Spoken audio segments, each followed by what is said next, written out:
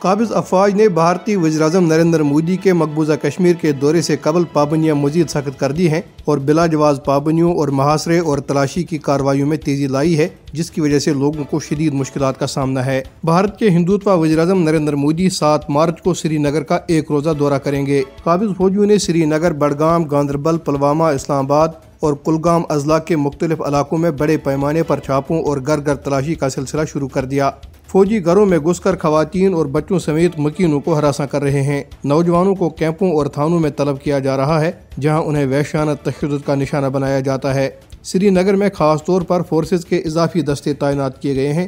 اہم راستوں اور شاہراہوں پر مزید چیک پوسٹیں قائم کی گئی ہیں، جہاں فورسز اہلکار گاڑیوں، مسافروں اور راہگیروں کی سخت تلاشی لے رہے ہیں۔ کل جماعتی حریت کانفرنس کے ترجمان ایڈوکیٹ عبدالرشید منہاس نے سری نگر میں جاری ایک بیان میں کہا کہ نریندر مودی کا مقبوضہ علاقے کا دورہ کشمیریوں کے زخموں پر نمک پاشی کے مترادف ہے۔ انہوں نے کہا کہ گزشتہ 76 برس سے بھارتی مظالم کا شکار کشمیریوں کے آگے نریندر مودی کی حیثیت ایک مجرم سے زیادہ کچھ نہیں۔ انہوں نے کہا کہ بھارتی فوجی مودی کے ہی حکم پر حق خودارادیت کے مطالبے کی پاداش میں کشمیریوں کو انسانی حقوق کی بدترین خلاف ورزیوں کا نشانہ بنا رہے ہیں۔ ترجمان نے کہا کہ تاہم بھارت کی تمام تر چیرہ کے باوجود کشمیریوں کے حوصلے بلند ہیں اور وہ غیر قانونی بھارتی قبضے کے خلاف اپنی جدوجہد مقصد کے حصول تک جاری رکھنے کے لیے پرعزم ہیں۔ دریاسنا مودی حکومت نے مقبوضہ علاقے میں اپنے نوآبادیاتی ایجنڈے کو آگے بڑھاتے ہوئے ضلع بڈگام کے علاقے اجگام میں مہاراشٹر ہاؤس کی تعمیر کے لیے 20 کنال اراضی مہاراشٹر حکومت کو فراہم کی ہے۔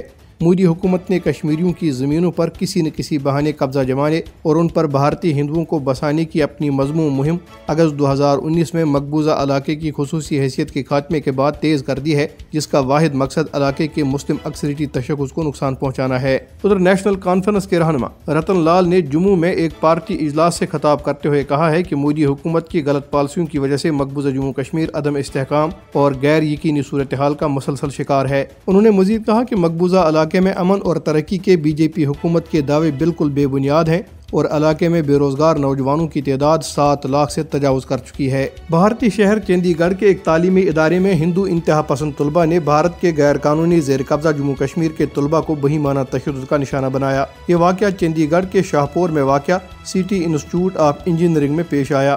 کشمیری طلباء پر حملے کے بعد کیمپس میں احتجاجی مظاہرے کیے گئے۔